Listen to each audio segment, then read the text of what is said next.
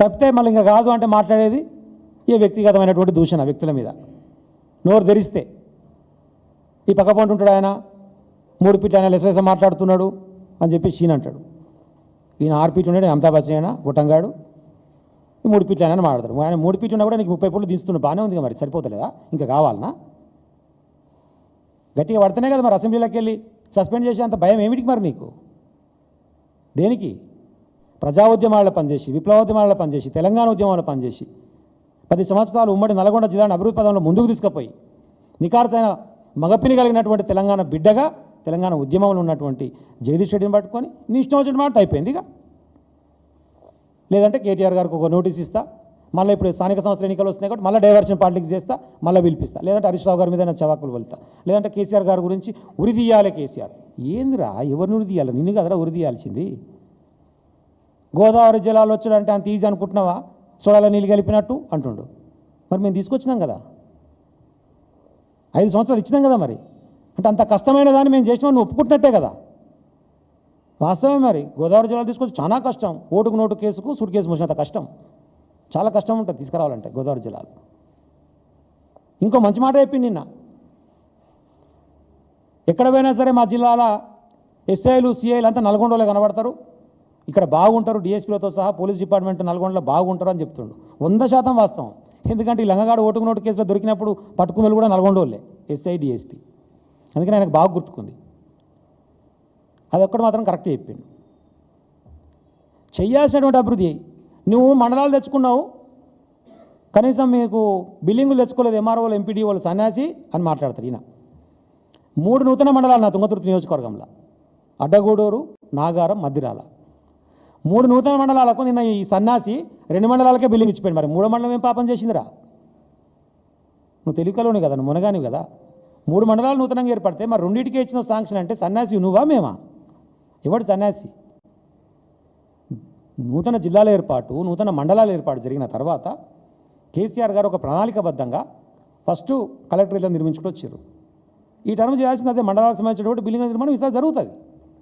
సరే, ఆ లోపలనే గవర్నమెంట్ మారింది, నీకు ఏదో అవకాశం దొరికింది.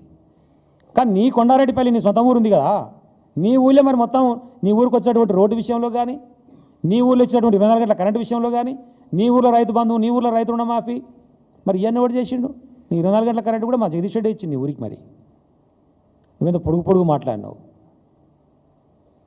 అక్కడ ఉన్నటువంటి రైతు రుణమాఫీ జరగలేదని చెప్పేసి కవర్ చేయడానికి పోయినటువంటి మహిళా జర్నలిస్ట్ మీదనే కదా నీ ఊరిలో పెట్టేసి వాళ్ళ మీద దాడి చేపించే ప్రయత్నం చేస్తావు. ఎంత దయనీయమైన పరిస్థితి అంటే, అసలు జగదీష్ రెడ్డి గారికి ఏం లేదట, అప్పుడు గంజికే లేకుండా ఇప్పుడు బెంచ్ తిరుగుతుంది. 2 తప్పే. ఎందుకంటే ఈయనకు బెంచ్ కూడా లేదు జగదీష్ రెడ్డికి, అది కూడా తప్పే. పక్కనే ఉండే మరి పక్కపంటి 10 కిలోమీటర్లే నీ మీటింగ్ కానించి, మరి పోయి చూసేస్తే అర్థమవుతుండే కదా ఆయనకు ఉన్నటువంటి భూములు ఏందో, ఆయనకు ఉన్నటువంటి గడేందో. ఆ ఊరు మొత్తంలో ఆయన ఇల్లే పెద్దగా ఉందని చెప్పేసి ఆయన ఇంట్లోనే ఎస్సీ హాస్టల్ నడిపించేది. ఎస్సీ హాస్టల్ ఆయన ఇంట్లో నడిపించేది. అది సమితి ఉంటుండే నాగారం గతంలో. అంత పెద్ద ఇల్లు, పెద్ద కుటుంబం, ఆయన భూస్వామి. నీ ఊరికి పోయి చూద్దాం పారాదు, నీ ఊరికి పోయి చూద్దాం. నువ్వు వేడికెళ్ళి వచ్చినావు, గోడల మీద రాతలు, గోడలు దుంకుడు, తర్వాత స్క్రీన్ ప్రింటింగ్. నీ బతికెంత మరి? నువ్వు వేడికెళ్ళి వచ్చినావు, సరే అదృష్టం కలిసి వచ్చి ముఖ్యమంత్రి అయినావు. ఆయన ఈ రోత మాటలు, రోత డైలాగులు మానవాయిగా. ఏదైనా మాట్లాడితే వ్యక్తిగతమైన దూషణ, అది కేసీఆర్ గారి గురించి మాట్లాడినా, కేటీఆర్ గారి గురించి మాట్లాడినా, ఇంకో వ్యక్తి గురించి మాట్లాడినా, ఈయన మాట్లాడుతున్నాడు. ఈయనకేం లేకుండే చాలా సంపాదించి ఇప్పుడు చూద్దాం పారు జగదీష్ రెడ్డి అని. అరే మేమన్నాడు కాదు నాయన, నీ పక్కపండి నిలబడాడు కదా స్థానిక శాసనసభ్యుడు. మొన్న వీడియో వైరల్ అయ్యి చూసినావు కదా నువ్వే. వాణి దుకాణం వల్ల కూర్చోబెట్టుకొని పైసలు అడుగుతుంటే కళ్ళ ముందర కనపడ్డది కదా, మొత్తం వైరల్ అయింది కదా. వాని పక్కపండి నిలబెట్టుకొని ఈయన వీడియో వైరల్ అయింది, ఈయన వీడియో వైరల్ అయింది. ఈడు దొంగే కదా. కాబట్టి వీళ్ళిద్దరు జగదీష్ రెడ్డి గారి గురించి మాట్లాడతారు. అది ఏమన్నా ముద్దుగుందా ముచ్చట? దయాల వేదాలు వల్లించినట్టు ఉంది ముచ్చట. ఓటుకు నోటు దొంగ, వైన్ షాపులు దొంగ, ఇద్దరు పక్క పొంటి నిలబడి మాట్లాడుతారు. వీళ్ళ విమర్శించేది. అడిగిన ప్రశ్నలకు సమాధానం చెప్పమని అంటున్నాం మేము. మా నియోజకవర్గాల్లో జరిగినటువంటి అభివృద్ధి విషయంలో కానీ, మా జిల్లాలో జరిగినటువంటి అభివృద్ధి విషయంలో కానీ, కేసీఆర్ గారు తెలంగాణ వ్యాప్తంగా చేసినటువంటి అభివృద్ధి విషయంలో కానీ మాట్లాడదామంటే మొన్న సవాల్ విసిరిండు. మరి రావయ్య నాయన అని చెప్పేసి కేటీఆర్ గారు వస్తే క్లబ్లకు పబ్లకు రాను అని చెప్పి డైలాగ్ చెప్పికిండు. వీని జీవితం స్టార్ట్ అయింది క్లబ్లతో పబ్లతో. అన్ని క్లబ్ల మెంబర్షిప్ ఉన్నది. జూబ్లీస్ క్లబ్కు సంబంధించినటువంటి బతికే కదా, నీ బతికే ఆడికెళ్ళి స్టార్ట్ అయింది కదా. జూబ్లీ సొసైటీలో ఆ ప్లాట్ తీసుకొని మిగతా ప్లాట్ ఉండాల్సిన బ్లాక్మెయిల్ చేసుతూనే కదా నీ దందా స్టార్ట్ అయింది. నువ్వు క్లబ్ల గురించి పబ్ల గురించి నేను రాను, క్లబ్లకు పబ్లకు అని మాట్లాడతాడు ఈయన శుద్ధపూసట. ఈయన మాట్లాడతాడు పారిపోయిండు. మళ్ళీ కొత్త సవాలు, నాగార్జున సాగర్ డ్యామ్ మీదకి వస్తారా సవాల్ విసురుతున్నా చర్చిద్దామట. మళ్ళీ నాగార్జున సాగర్కి మారింది వెన్యూ. ఏడికి పోదామని చెప్పు, మరి ఏడైనా మాట్లాడదాం. ఊర్లలోకి పోతే అదే నాగార్జున సాగర్ డ్యామ్ మీదకి పోతే ఇందాక చెప్పారు, రాజవారం మేజర్ కానివ్వండి, ముదిమాణిక్య మేజర్ కానివ్వండి, సూర్యపల్లిది కానివ్వండి, జానపాడిది కానివ్వండి, కట్టి 60 సంవత్సరాలు అవుతున్నా కూడా చివరి ఊరికి ఎన్నడూ వాటర్ పోలే. జగదీష్ రెడ్డి గారు పోయి నిలబడి చివరి ఊరు దాకా వాటర్ తీసుకుపోయి ఆడ ఫోటోలు దిగి వచ్చినాయి, అన్నీ ఉన్నాయి ప్రూఫ్స్. అదే నువ్వు మళ్ళీ పోయి ఇప్పుడు ఆ ఊళ్ళలో నిలబడితే చొప్పు తీసుకొని కొడతారు నిన్ను. ఎందుకు చెప్పనా, ఇప్పుడు నాగార్జున సాగర్ లెఫ్ట్ కెనాల్ నుంచి మా సాగర్కి కానీ మిర్యాలగూడ కానీ కోదారకు కానీ వాటర్ ఇవ్వకుండా పోలీసు వాళ్ళని పెట్టి తూములు లేపకుండా అడ్డం నిలబెట్టి పోలీసులని ఖమ్మం పాదేరికి వాటర్ తీసుకుపోయి కిందికి తీసుకుపోతారు. ఇప్పుడు నేను చెప్పే టైంకి ఈ నిమిషానికి నేను చెప్పేది, ఉత్తమ్ కుమార్ రెడ్డి నిద్రపోతుండు, ఉత్తమ్ పద్మావతి నిద్రపోతుంది, దీని గురించి మాట్లాడరు. మరి మాకు వాటర్ ఇవ్వకుండా మా ప్రజానికాన్ని అన్యాయం చేసి ముందుకెళ్ళి తీసుకుపోతుందని చెప్పి నీళ్ళ మంత్రి అడిగాడు. ఆయన వచ్చి మాట్లాడుతున్నాడు, ఉత్తమ్ కుమార్ రెడ్డి గారు కూడా ఆడికొచ్చి నీ కాన్సెన్సీలు దాటుకొని పోతున్నాయి, మా ప్రజానికానికి వాటర్ ఇచ్చినాక కింది తీసుకుపోని అడగాలి. నువ్వు ప్రభుత్వంలో ఉన్నావు, నువ్వే ఇరిగేషన్ మంత్రివి. కాబట్టి ఇప్పుడు సాగర్ డ్యామ్ మీదకి రేవంత్ రెడ్డి గారు పోదామన్నాడు కదా, ఇప్పుడు సాగర్ డ్యామ్ మీదకి పోతే కనుక ఇప్పుడు ఈ నియోజకవర్గంగా ఉన్నటువంటి రైతులు చొప్పు తీసుకొని కొడతారు రేవంత్ రెడ్డిని, మాకు నీళ్ళు కూడా కిందికి తీసుకుపోతారా అని. మరి నిజంగానే తెలుసులేదు, వీళ్ళకి అవగాహన లేదు, తెలియదు. చెప్తే కదా మొన్ననేగా దేవాదులు ఏ బేసిను అంటాడు ఆయన. దేవాదులు ఏ బేసిన అని అడుగుతానా, తుంగతుర్తికి తప్పకుండా దేవాదుల నుంచి నీళ్ళు ఇస్తామని ప్రకటిస్తుంది. ఆల్రెడీ దేవాదుల నుంచి వచ్చే నీళ్లు కూడా మా తిరుమలగిరి మండలానికి 13,000 ఎకరాలకు ఎస్టాబ్లిష్ అయి ఉంది సిస్టమ్, పని జరగాల్సి ఉంది, అది గతంలో ఉన్నది. నువ్వు కాలేజీ నుంచి చేయకపోతే దేవాదుల నుంచి అయ్యి ఓడొద్దంటుడు. ఈ మరి ఎట్టిస్తావు దేవాదుల నుంచి ఇచ్చి మా తుంగతుర్తి నియోజకవర్గానికి 1,25,000 ఎకరాలకు నీళ్ళు ఇస్తామంటే వద్దంటామా మేము? మాకు కావాల్సింది రైతాంగానికి నీళ్లు, ఏడికలు వస్తే మాకేంది.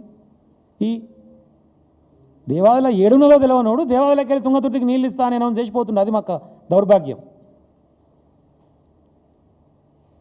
ఇప్పుడు ఈ నిమిషంలో కూడా కన్యాపల్లి పంప్ హౌస్ నుంచి లిఫ్ట్ చేస్తే వాటర్ వస్తాయి, మా రైతాంగం ఇబ్బంది పడుతున్నారు, ఎండిపోయినాయి. 5 ఎకరాలు ఉన్నోడు ఎకరం పెట్టుకొని నీళ్ళ బిందెలతో తడుపుకునే ప్రయత్నం చేస్తున్నాం, కాపాడుకుందాం జరనన్న మా తిండి గింజల కన్నా అని చెప్పేసి ప్రయత్నం చేస్తారు ఆడ మనుషులు. ఆ దౌర్భాగ్యం నుంచి బయటపడాలంటే అవకాశం ఉన్నప్పుడు నీళ్ళు ఇవ్వండి. ఒక మేడిగడ దగ్గర ఉన్నటువంటి ఒక చిన్న కుంగిపోయిన దాన్ని చూపించి సాకుగా ఆడ ఉన్నటువంటి సంతరించే ప్రయత్నమో లేకపోతే చంద్రబాబుకు హారతిచ్చే ప్రయత్నమో కిందకి నీళ్ళు పెట్టి ఇటువంటిది బంద్ చేయండి. Sundilla, Annaram, Yellampalli, Nandimedaram, Gayatri pump house, Lakshmi pump house, Midmanair, lower Manair, Mylaram project, Bayyannavagu దాటుకొని తుంగతుర్తి నియోజకవర్గం నీళ్ళు వస్తాయి. ఒక్క స్విచ్ ఆన్ చేస్తే ఎందుకు ఇస్తలేవు? ఎందుకు ఇంత కక్ష? చెప్పరు దాని గురించి. మహిళలకు నేను బస్సులు ఇస్తున్నా, ఓనర్లను తయారు చేస్తున్నా, పెట్రోల్ బంకులు ఇస్తున్నా, అంబానీ అదానీనే తయారు చేస్తా అంట, వాళ్ళతో పోటీ అట డైరెక్ట్, మహిళలను పోటీ పెట్టేస్తున్నట్ట డైరెక్ట్. బా అసలు విచిత్రం అనిపించింది. ఒక్కరు మాట్లాడతలేరు, ఒక్కరు చప్పుడు చేస్తలేరు. ఈయన ఏం ఉపన్యాసం చెప్పినా డ్యాస్ మీద ఉందో సంకలు గుర్తుకుంటారు, కిందికి వెళ్ళి చప్పుడు లేదు. ఆ వేదిక మీద ఉందో ఆళ్ళాలే కాబట్టి ఊబడి చప్పుడు చెప్పుతట్టరా అని మనమని వరదామని చెప్పి ఒరే ప్రయత్నం చేస్తారు. ఎందుకు ఇంతకాలం చెప్పాల్సి వస్తుందంటే ఆయన పెట్టిన మీటింగ్కి ముందు రోజు మీకు వీడియో చూపిస్తే ఇప్పుడు డప్పు కొట్టు కూడా తిరుగుతారు ఊళ్ళల్లో.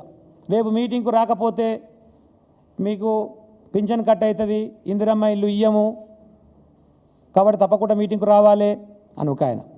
ఐకేపీ సెంటర్ వాళ్ళు ఉంటారు కదా పాపం లేడీస్, అంత మహిళలను తీసుకురావాలని చెప్పి వాళ్ళకి టార్గెట్ ఇస్తే ఆమె ఆడియో రికార్డు, మీరు రాకపోతే మీకు లోన్లు కట్ అయితే మీకు వడ్డీలు ఇవ్వబడవు, కాబట్టి తప్పకుండా రావాలి.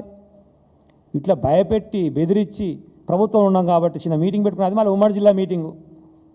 నేను పెట్టుకుంటూ వస్తారు అంతమంది మీటింగ్ నా కాడ. ఉమ్మడి జిల్లా మీటింగ్ అని బస్సులు పెట్టి తరలించుకునేది చేస్తే మళ్ళీ ఏమంటాడు లాస్ట్కు, ఇది ప్రభుత్వ కార్యక్రమం అంటాడు, మళ్ళీ పోతాప్పుడు జై కాంగ్రెస్ అంటాడు. ప్రభుత్వ కార్యక్రమం రా నాయన, కనీసం జై తెలంగాణను ఇంత బాధ ఏంటో నీకు నాకు అర్థం కాదు.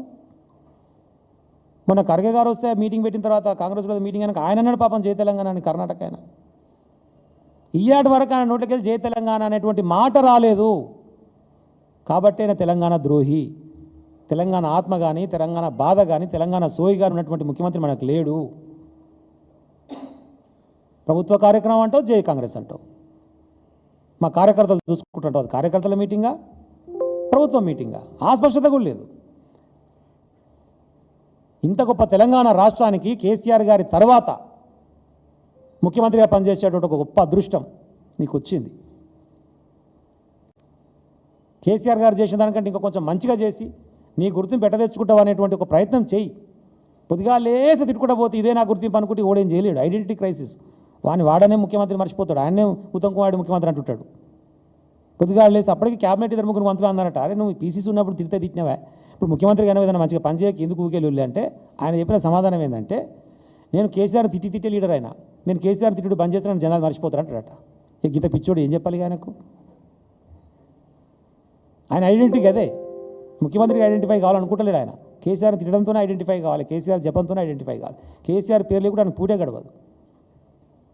మళ్ళీ ఇప్పుడు చూడు, ఇప్పుడు ఎలక్షన్స్ వచ్చినాయి కాబట్టి రైతు బంద్ చేసారు. ఎలక్షన్స్ వచ్చినాయి కాబట్టి రేషన్ కార్డు ఇచ్చిన ఒక కథ పెట్టిండు. మేమంటే ఒక రేషన్ కార్డు లేదట, 6,50,000 రేషన్ కార్డులు ఇచ్చినాం. చూపిద్దామంటే చూపిద్దాం, లేక నీకా ఉంటుంది నాకా ఉంటుంది, మాట్లాడదామంటే సిద్ధం. ఒక ఫోటో దిగిండు రేషన్ కార్డుల పంపిణీ అని చెప్పేసి ఎలక్షన్స్. మళ్ళీ ఇప్పుడు ఏం చేయాలి? స్ట్రాంగ్ అవుతుంది కింద బీఆర్ఎస్ పార్టీ నాయకుల యొక్క ఆత్మ విశ్వాసాన్ని దెబ్బతీయాలంటే మళ్ళీ ఏం చేయాలి? మళ్ళీ ఇప్పుడు కేటీఆర్ గారికి మళ్ళీ ఏదో నోటీస్ ఇచ్చి మళ్ళీ పిలవాలి. అయిపోయింది. ఫోన్ ట్యాపింగ్ పోలీసు వాళ్ళు చెప్పారు, మాకు ఉన్నటువంటి 600 నెంబర్లు 4,000 కార్ రికార్డులలో ఇలా సినిమా ఇండస్ట్రీకి సంబంధించిన ఎవరు లేవని చెప్పారు. మూసుకూరు కొడుకులు కూడా మాట్లాడతాడు. అయిపోయింది. కాబట్టి మళ్ళీ కొత్తది ఇంకేదైనా దొరకబట్టాలి, మళ్ళీ ఒక ఏసీబీ నోటీస్ ఇవ్వాలి, మళ్ళీ కేటీఆర్ గారిని పిలవాలి, బీఆర్ఎస్ పార్టీ కార్యకర్తల ఆత్మవిశ్వాసం దెబ్బతీయాలి. ఇదే పనిగా మనకి ఇంకో పని లేదు. ప్రజల కోసం ఆలోచన, రైతాంగం కోసం ఆలోచన లేదు. ఎట్లా బీఆర్ఎస్ పార్టీ అధినాయకత్వాన్ని ఇబ్బంది పెట్టగలుగుతాం అనేదే అని ప్లానింగ్, ఇంకో పనే లేదానికి. ఇప్పటికైనా మార్చుకొని మా తుంగతుర్తి నియోజకవర్గానికి, మా సూర్యాపేట జిల్లాకు రావాల్సినటువంటి కాళేశ్వరం జలాలను విడుదల చేసి మా రైతాంగాన్ని ఆదుకోమని చెప్పి మా రైతాంగం పక్షాన, మా నియోజకవర్గ ప్రజల పక్షాన హృదయపూర్వకంగా ముఖ్యమంత్రి గారిని విజ్ఞప్తి చేస్తూ ఉన్నా.